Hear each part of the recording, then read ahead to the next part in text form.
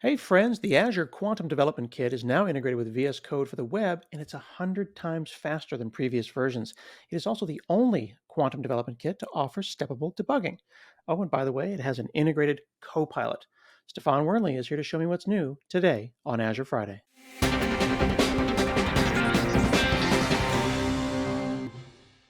Hey friends, I'm Scott Hanselman, and it's Azure Friday. I'm here with Stefan Wernli. I'm going to learn all about what's new with the Quantum Development Kit, the QDK. How are you, sir? I'm doing well. Thanks for having me, Scott.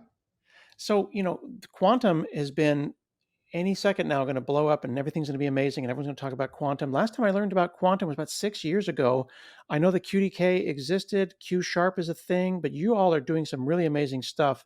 And 2024, I think, is proving to be a really big year for quantum. Is that a fair statement? That is fair. We are very excited. We've done a lot of work over the last year, actually completely redesigning the internals of the QDK, rebuilding it based on Rust so that we can compile it into not just native code, but also WebAssembly, make it compatible with VS Code extensions hosted locally and in the web, and make it easier than ever for people to get started with quantum development. I like that easier to get started. I feel like when you hear quantum, you're just like, well, I'm already going to decide it's not for me. But you believe that the QDK and Q sharp code is really for everyone. That's right. I think anybody can get started, whether you're an expert who has a lot of experience with previous versions of our tools or other tools, or whether you're just an explorer who's curious and wants to know what is all of this quantum stuff about. Q Sharp, the Azure Quantum Developer Kit, and quantum.microsoft.com is the right place to get started.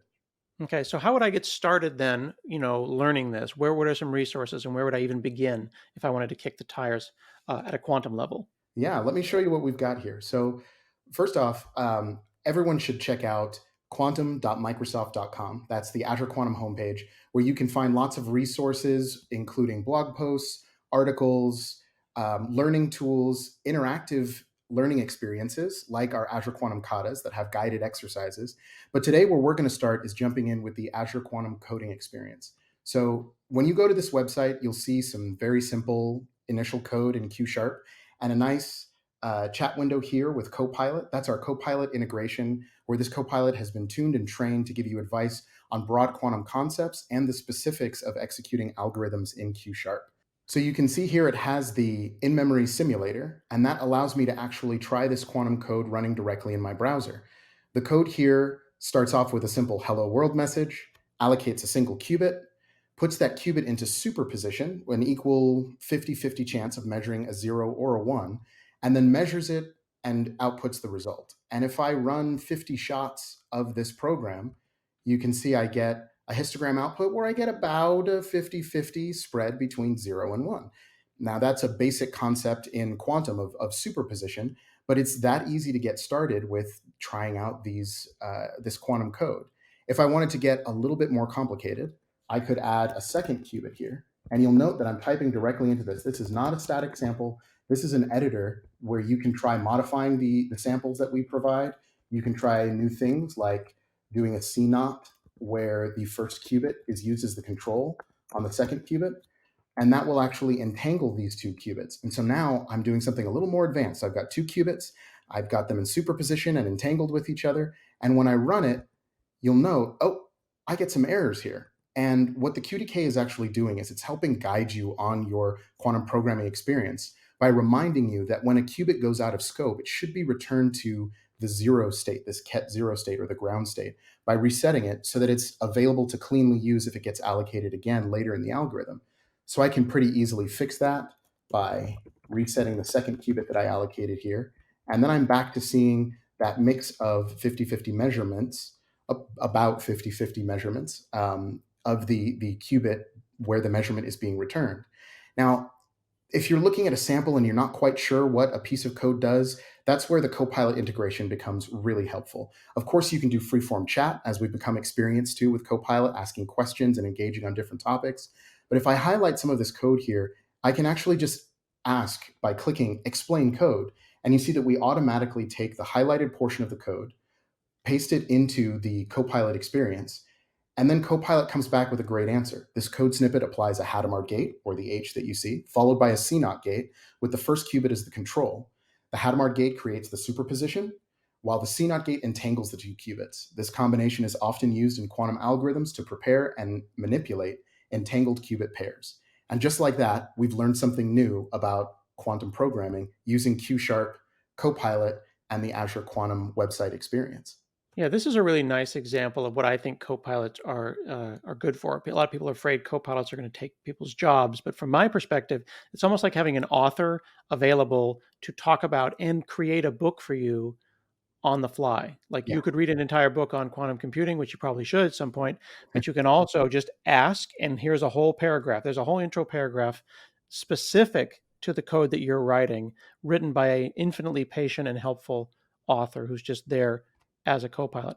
One question I want to ask, though, you have a very prominent slider bar down there saying number of shots. Yes. I have not heard that term before. So this is actually a concept you'll see repeated quite a bit in quantum programming. Because quantum algorithms are often probabilistic in nature, you need to run them multiple times and graph the results like we have here in order to try to understand what is the real probability that I'm trying to measure. So before we ran 50 shots, and we can see we sometimes get a little bit of a weighted answer. But the more shots we run, the closer we get to that actual 50-50 percentage that we established in the superposition on the qubit. And this can be important when your algorithm is meant to show you some very subtle but critically distinct probability about the, say, like a chemistry problem that you are trying to solve. The probabilistic, or is it fair to call it non-determinate? Is it deterministic, or is it just deterministic when expressed in a normal curve? I want to It understand the correct language. It is probabilistic in the sense that once you establish a superposition, it can be an unequal superposition. So you can do things like set up some qubits where the probability of measuring one is actually a third, and the rest of the two-third is the probability of measuring a zero. And then you would expect over the course of many shots to see that kind of curve in your histogram results. Okay, so the curve that you're looking for isn't, in my mind, as a simple math person, is not a normal curve. It's going to be whatever the curve expressed by the problem that you're trying to solve. Exactly. And you can see a little bit more of this if you dig deeper by actually using our interactive debugging. So for that, once you've gotten a little more complex algorithms, you've gotten a little more experience, maybe you want to try this out in a full IDE. So for that, you can actually just click continue coding in vscode.dev. And you see this will open a fresh tab with the VS Code for web experience. And it actually has gone ahead and taken the code that I had on the Azure Quantum website and put it right into my editor so I can continue where I left off and start using all of the IDE experiences that we've built into the new QDK extension. So Okay, I'll go well, let ahead. me pause you there for a Yeah, second and ask a hard question, sure. because before I go to the Azure Quantum page and I see JavaScript, you said it was an in-memory simulator, which I Mhm. can only presume means it is truly a simulator. It's faking it to the best of its ability, presumably in JavaScript using my local compute. What am I simulating if I don't have the massive power of a quantum computer behind me? And then when I graduated to vscode.dev, when do I hook up? When do I sign in? And when do I get a real quantum system? Like, help me understand the difference between simulating it in JavaScript, simulating it on my computer, and simulate and really running it on I don't know what we call it. It's not big iron, on big quantum. On a quantum processor, yeah. So we will get the chance to submit to a quantum processor. One of the great things about the redesign that we've done of the QDK by writing it in Rust is that the simulation, the compiler, the language service, all of the features that you have in VS Code here are actually the exact same features that we were using in the website experience. So we have a quantum simulator. It's actually called a sparse state quantum simulator. It does not simulate any noise, which means we're just simulating as if you had perfect qubits. And we're able to do a certain range of quantum programs in that simulator. When you're running on the website, it's running in WASM that's hosted by that web page. Now that I'm in vscode.dev, it loads up our extension and it knows that our extension is web ready, loads that same WASM code, and then you're actually using the simulator that we wrote in Rust directly from the VS Code experience. So just like before, I can run this code and I can get an output of one or run it again and get an output of zero. If I want to see something more like what we had before and get a sense of the probabilities that I'm dealing with, um, I can just type into my VS Code command window histogram and it'll bring up this Q sharp run file and show histogram. It'll ask me for the number of shots. This time, let's say 1,000 shots. And just like that, we've run 1,000 shots, and we can see we're getting very close to that perfect 50-50 ratio. But we're only getting one of the measurement results. It would be great if we could show that these qubits are actually entangled by seeing both measurement results. So let's try editing the code to do that. Instead of returning a single measurement result, let's say I'd like to return a result array. And as soon as I made that change, you can see I'm starting to get feedback from the editor. I'm getting type errors. I'm getting information relative to the current editor state. And that's because on each keystroke, we're actually able to recompile the whole program and give you that feedback right away. And that's where that 100 times speed improvement is so critical, because we are able to compile faster than the user can actually type. And at that point, to make sure that I'm getting the results that I expect, let's change this into a measurement of both qubits. And now that this is an array, my errors have gone away, and I can actually hover over it and get the type information. So you're getting a very modern development experience. You've got hover, you've got, we can do variable renames. If I wanted to clarify that this first qubit is Q1, I can say rename symbol, and I get that same compiler and language Refactoring. aware symbol renaming that you'd expect from a modern development experience. And when I'm ready, I can get that histogram again. And now we can see exactly like we'd expect. When one qubit measures a 0, or when one qubit measures a 1, the other qubit also measures a 1. And same thing for 0, because they are entangled and they will always measure the same state. But what does that measurement actually mean? And how can you understand how this works with the simulator, like you asked? And that's where debugging comes in. Have you ever debugged quantum code before?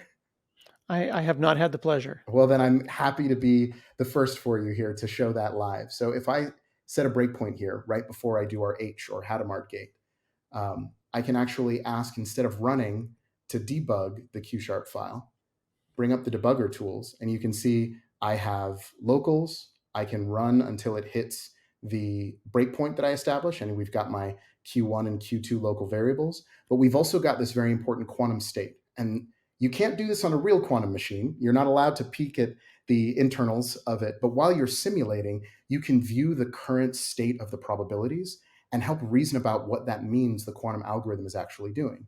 So after we do this Hadamard, if I step over that gate, you can see now we've got this 50-50 superposition. This 0.7071 number is actually 1 over square root of 2, which is translates to a 50-50 probability. And the first qubit is the one that's going back and forth between 0 and 1 when we look at that. And so we know now we've established that superposition between 0 and 1 of that first qubit.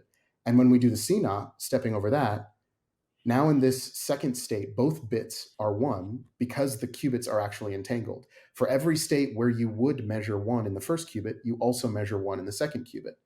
And that means that after we perform the measurement, that state will collapse down to one particular one of those choices. Measuring actually perturbs the quantum state and then causes it to collapse down Right. to one of the So by observing it, you've changed it and it's collapsed into a single eigenstate? exactly.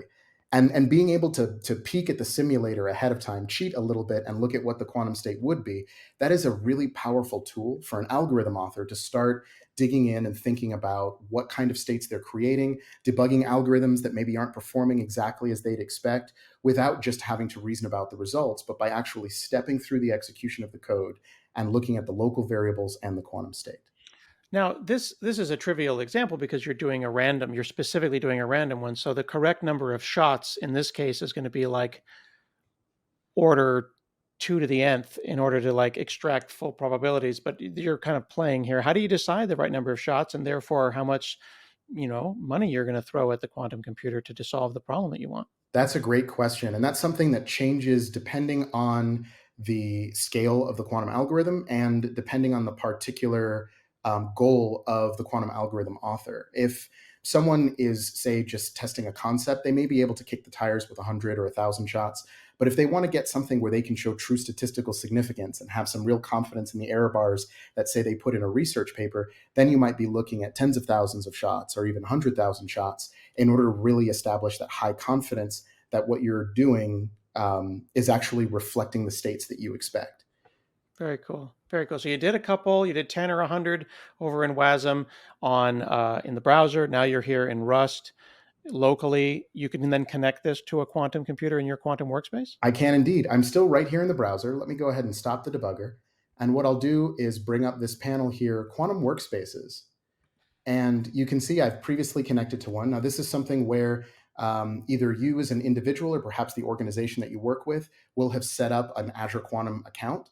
And from there, you can have a Quantum workspace and authenticate with that directly through our extension. And I can see the providers that we partner with through Azure Quantum, like IonQ, Rigetti, and Quantinuum, and actually see which quantum systems and simulators they have available. So this Rigetti QPU Anka 2 is a real quantum system that is available through the Azure Quantum Service. And rather than having to do some extensive local setup and additional complex authentication using different Python modules that I have to manage, I can actually say, all right, I am ready to run this algorithm. Maybe I want to make one more tweak here just to show I can combine the resets that happen later with this reset Z.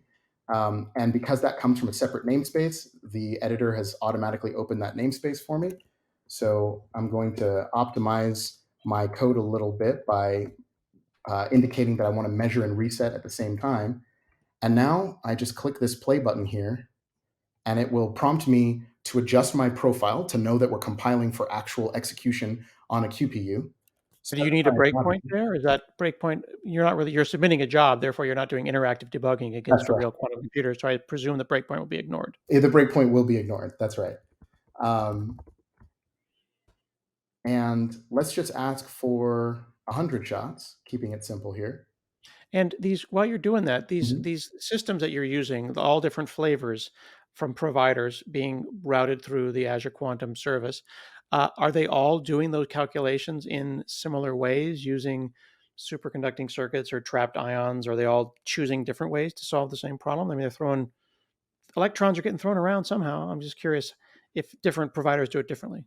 They do it differently. Different providers use different underlying qubit technology, and that's one of the advantages of using a service like Azure Quantum is you're not tied to a specific qubit technology, but you can take the same experiment and either customize it to run on particular hardware or hit the broad common set of functionality and then try it against a spread of different hardware to start evaluating how do these different qubit technologies behave, how do these different providers surface their available results in order to start investigating the behavior of those quantum systems. It really is a quantum computing researcher's dream to get access to this many systems at the same time.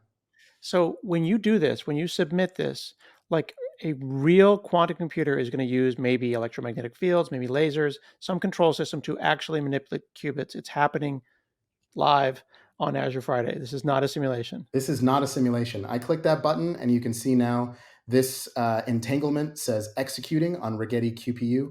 We've actually submitted this to the queue after compiling it in the browser, submitting an intermediate representation to the service for Mhm. further compilation and specialization towards their hardware. They've picked that up from the queue, and it's running on their system right now. And this is why Q sharp is such a great name because within the context of the sharp family of languages, whether it be C sharp or F sharp, you've got that high level language Q sharp or C sharp that I'm familiar with, that intermediate language, which is processor non-specific. Mhm. And in this context, that intermediate language is going to be sent to these, and they're going to do whatever they need to do to run it on their native quantum machine. Exactly. In fact, if you are curious about that intermediate representation, Microsoft is part of the QIR Alliance or Quantum Intermediate Representation Alliance. And you can learn more about that representation and how our tools compile for it. So while we're waiting for this job to finish executing, I can actually download the results from a previous job where I ran the same thing. And you can see just as you'd expect, most of the time you do get that either matched 0, 0 or matched 1, 1 from execution. But now we have a few where the qubits didn't quite match, and that's because we're executing on a noisy quantum system. Real quantum systems have noise. The entanglement doesn't always succeed. Sometimes, you know, stray radiation from outside the system can collapse your qubits. So you might not get exactly the same results that you would get from a completely noiseless simulation, but this does allow you to verify the behavior of your algorithms on actual physical qubits and understand how those algorithms behave in the presence of that noise. Interesting. When we talk about classical computers, like the ones that we're on right now, we always think about the nanometers, and it gets so small and so small and so small that like quantum effects cause errors. Like some stuff happened. There's a something in the force, where a butterfly flaps its wings, and a quantum computer gives you a little bit of noise. It's just one of those things that is expected and understood, right? That's right. And an active area of research is understanding, as we scale up these quantum systems and as we scale up our quantum algorithms, what will it take to actually be able to run these in a way where those errors get corrected and where you're starting to operate on the level of what's called a logical qubit as opposed to just the physical qubits, where each logical qubit is made up of dozens or hundreds of physical qubits that undergo specialized algorithms in order to try and mitigate those errors without interfering with the special effects of superposition and entanglement to get the results that you need. Now, today's That is really cool. systems, Sorry, I'm just gushing. oh yeah, today's systems, the systems that are available on Azure Quantum today are what we call NISQ, or noisy intermediate scale quantum. And those are not the ones that you would run these very large, kind of scaled up quantum algorithms. But we did want to make sure that the QDK is ready for that scalable quantum future that we want to build towards. So let's say that you're ready to level up to the next kind of expertise. I'm going to open a fresh file here and set the language to Q sharp. And then one of the things that we added as completions to the extension is the ability to see different samples. Oops, it helps if I spell sample right. To see different samples that are available that you can start from and just paste those directly into your editor. So in this case, I'm going to grab this dynamic sample, which, as you can see from the parenthetical there, is designed for resource estimation. Now, this is a more complex quantum sample that's actually meant to do a Ising model Hamiltonian using a fourth order Trotter-Suzuki product formula. This is starting to get into the area where we feel quantum development is going to be most applicable, and that's the area of things like quantum chemistry and material science, simulating the interactions between these subatomic particles.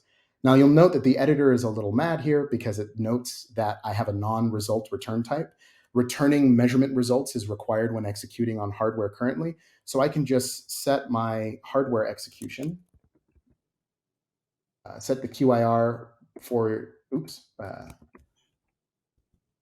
set the QIR target profile back to unrestricted, which matches what you would do for local simulation or resource estimation, which is what we're going to do now. So this large quantum program is not something I would want to try to run on the simulator. It would try to use way too much memory. It's not designed for simulation on today's computers, but rather is something that you would want to run on a fully scalable quantum system. So instead, if I bring up my command palette and ask for resource estimates, I can see a selection of different qubit types that I can pick for my resource estimation exercise. And for this demo, I'll pick the superconducting spin qubits and two types of Majorana qubits using the Floquet code. And with those four selected and a customized error budget, I can actually run resource estimation on this quantum algorithm, again, all right from my editor, all inside of the browser, and get information about what it would take to run this algorithm on a fully scalable quantum system. Um, and here we can see we're talking about physical qubits on the order of the millions or the hundreds of thousands in order to run these kinds of programs on a fault tolerant system where each qubit that the algorithm is using is actually backed by hundreds of physical qubits. And we get a nice visualization that allows us to understand the trade off between the different technologies in colors there and the number of qubits and the execution time in the arc along this curve. So we can pick something where we have exactly the trade off that we might want, 3 seconds of execution using 283,000 physical qubits, and get a lot more information about how exactly we have estimated that number of qubits, what kind of technology would be necessary under the hood to run it, and get even more details about the breakdown of those resource estimates. If I ask for the detailed rows, I get a lot of information that is extremely meaningful to a quantum researcher who's digging into the details of how their algorithms would be able to execute on a fault tolerant system. When I'm thinking about this in the context of, sending a batch job to a mainframe, and I would hate to have something go off and spinning. And I recognize that this might be an uncomfortable question, but I have to attach my credit card to the thing at some point. How do I know that this is not going to cost me like, a used Honda because I missed a for loop somewhere? Yeah, that's a great question. So, some of the targets that are available when we look at the targets here in my quantum workspace are actually simulators, excuse me, offered by our partners. And so, those simulators are usually free of charge or at a significantly lower cost, but are noise modeled after their particular quantum system. So, you get a realistic amount of noise at a little bit higher cost of simulation, but it gives you the chance to verify, does my algorithm compile and execute on a partner system? And once it has run, you can get an estimate for how much resources it would use and then understand, okay, am I willing to foot the bill for running this on a real quantum system? And what we found through our experimentation is that this sets up a really great workflow for a user who's experimenting with an algorithm. You step through it, debugging in your editor to try to understand whether the flow is what you expect. You get some extra clues looking at peeking at the internal state of the simulator. Then, when you're ready, you compile it and submit it to the service to run on partner simulators to confirm some of its behavior and noise and the approximate cost. And then you zero in on exactly the algorithm that want to run on the actual quantum system, footing that bill, but getting real quantum impact today. Very cool. And I want to call out also that you've done all this work, and at no point did you install any local tools. There were no packages. There's no system prep. You had a complete, end-to-end, effectively quantum workflow in the browser. And I understand that this is all an open source code base as well, and the simulation tools are all free as well. That's right. It's all open source. You can go check it out, file issues, try compiling it locally yourself if you're interested. And even the resource estimator, which previously was only available as a target in the Azure Quantum Service, is now something that you can run in the browser or locally on your own machine via the VS Code extension, or where we make it available as a Python package. And it is also open source for the first time. And so that's putting the expertise of our quantum researchers right at your fingertips with almost no install and very little barrier to entry. Fantastic. So I just get started at quantum.microsoft.com. Is that my front door? That's your front door. That's where you can go to get the latest news, as well as try out these programming experiences, get guidance from the Copilot, and then level up to the in-browser or local VS Code experience. Fantastic. Well, thanks so much for sharing that with me today. Happy to do it. I have been learning all about the new Azure Quantum Development Kit. Lots of great changes since the last time we chatted with our friends. You can check it out at quantum.microsoft.com. I'm learning all about it today on Azure Friday. Hey, thanks for watching this episode of Azure Friday. Now I need you to like it, comment on it, tell your friends, retweet it. Watch more Azure Friday.